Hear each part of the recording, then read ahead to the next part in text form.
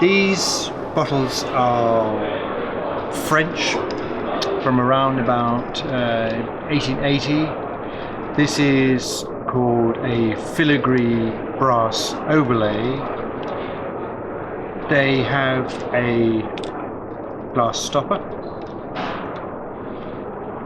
Essentially dressing table bottles.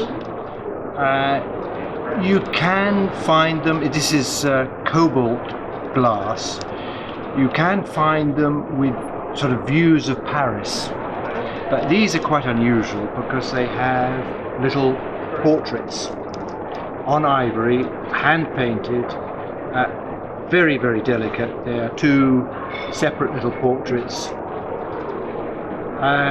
These sort of bottles come in emerald glass, come in ruby glass, but the most desirable colour is this deep cobalt. But they're lovely little bottles. So I always, if I find them, I always go for these because they're just sort of delicate and they tell such a wonderful story, going all the way back to sort of 1880, something like that. So is it silver tops as well, or a little bit brass? No, that's brass. It's polished brass. Polished very well. Yeah. Thank you very much indeed. No, very often, it's an interesting point, but very often when I get bottles, I know that they're used because they are in a really, really grubby state, and it's all caked, and which is nice because it means that somebody did use them, but then with a little bit of TLC, a little bit of polish, a little bit of care, and you can bring them up to this, nice and shiny again, ready to go again.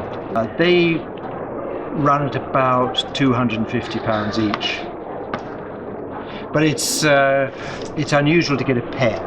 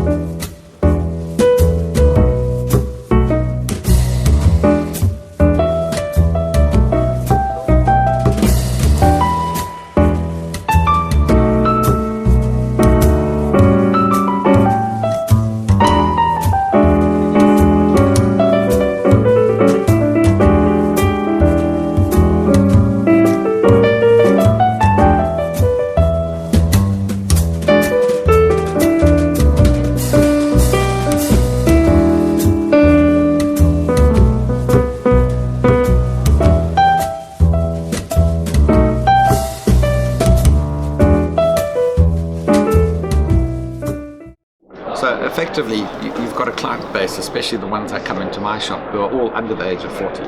They've got their own homes and they're entertaining for the first time, and they're suddenly finding if they add something that is classy, it lifts the entire dining experience, so much so that their friends are saying, gee, this food's fantastic, but it's actually something that they've got at Sainsbury's or Woolies or whatever, put out nicely, but in nice sort of cut glass or a nice bowl, and then added something like, say, the George Jensen salts. Now, George Jensen silverware salts, again, I mean, these are very hip. They don't even use spoons. You did get spoons with them, but most people will put the rock salt in. You take it out, sprinkle it on your food, and off you go. So it's a sort of a hip, clean, nice look that really sort of sets in with the kind of idea that they've got. So it's those kind of pieces we're finding a ready market for at the moment, and obviously that's where our growth is going to come in this industry in the next 20 years. And they are now thinking along those lines. They can go into a shop and find a mass-produced thing, but who wants to have the same look as everybody else? You want to have something that's your own. And they can have a conversation piece about it. Yeah, and also it's a memory. They were out on holiday, they bought something that they remembered, they took it home. That's the kind of thing that they're going to remember forever. Fantastic. So out of these, what are your kind of the most popular for, first of all, for maybe the internationals at the moment? It's quite interesting because they tend to look for things that have either a really classic, unique kind of look, or something that you can't buy anywhere else, something that's unique. An apple corer. Now, you know, you take that and you put that onto a Sunday sort of table, brunch table, and you put a whole lot of apples, and people say, what's that for? And the kids especially, they want to see it. You call the kids over and say, now watch this. Pop it on top of an apple, push it down, suddenly you've got apple halves and quarters there, you know, that they can pick and sort of put honey on and dip it in the muesli or whatever the case is. Exactly, and it becomes something that's then interactive. People then talk about it. And if you've got a dinner party where you've got people who don't know each other, it's marvelous to throw a few of these kind of things into the mix, because it gives people, you know, much like sort of Master Chef where they've got something to talk about. It's the same kind of thing, but obviously on a more sophisticated and more enjoyable level. Yeah, and you're buying things that were made at a time when there are not a million of these available. You know, it's not something that you can go into one of the major stores and anybody can buy. These are things that are pretty rare in amongst themselves. They're things that get treasured by people, and obviously for me, that's what we want to see. They get looked after by the next generation. Yeah. We've got a sugar spoon that was basically made by a member of the Fox family in 1867 in London, and it was made as a besom broom. And I remember when I got my first one, which was about probably 2 years ago, we haven't seen them on the market for literally for about 15 years worldwide, and then all of a sudden within a period of 3 years about 8 or 9 came on the market. They must have been part of a private collection, and that's where the Victorians were at their best, was making novelty silverware that sort of moved to the table. And young people like that kind of story. You know, it's a kind of thing that you pick up and you go, what's this? And you go, it's a sugar spoon. No, but that's too good to be a sugar spoon. It's a work of art.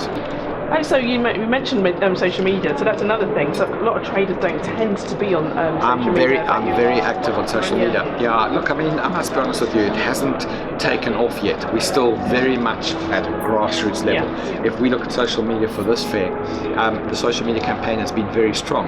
The following is still coming, and it's definitely better this year than it was last year, but it really is baby steps. We're also learning what works and what doesn't. Yeah, of course. And in terms of sort of people who look at it and go, wow, yeah, that's caught us. What images did we put out that really resonated? That's what we're learning at the moment. And a lot of the things that I'm buying now are geared towards the image. So in other words, if you look on our social media pages, we've got quite a few things that we photographed that have a very strong image, and that's what's pulling people. Oh, brilliant. Do you think it's bringing in a different market? It's definitely hitting a market that has never been to this fair before. Because we call it old corkscrew, we tend to do a lot of corkscrews obviously in the shop. And one of our favorite corkscrews is the ladies' legs. Now, I mean, these are great. They were made in Germany between about sort of 1890 and 1895. And they're known as ladies' legs corkscrews. They were modeled after the can-can dancers' stockings of the day. Now, at the time, the Germans were far more progressive than the English. Don't quote me on that, but that was why they did it. They made it to basically shock the English society. So this would have been shocking in its own, because it was basically showing the ladies' stockings, yeah, which was, you know, very, very big obviously in Paris. So they made the corkscrew, and what they did at the time was they made them in 3. So you had the one with full stockings, then you would have one with half stockings, which was sold the other day, and then you had one with no stockings completely.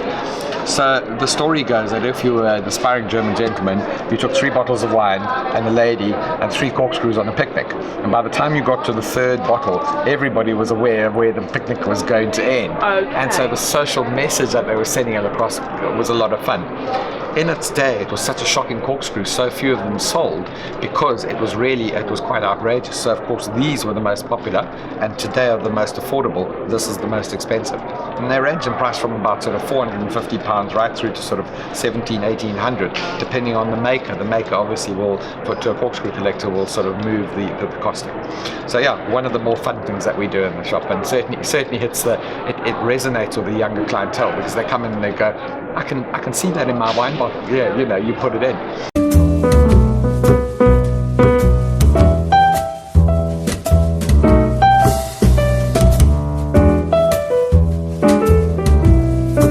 These are teapots, but it was not for tea, it was for Chinese wine. We called it caddie because a British lady, she fell in love for this kind of teapots, not for tea, and because her last name was Cadogan, when she brought it to England, the name that dealers and in history books call it is Cadogan, because of the last name of the lady who brought it in the 19th century from China to England. And they are 19th century. This is Celadon glaze, but you have them in other colors like blue. and they are in perfect condition.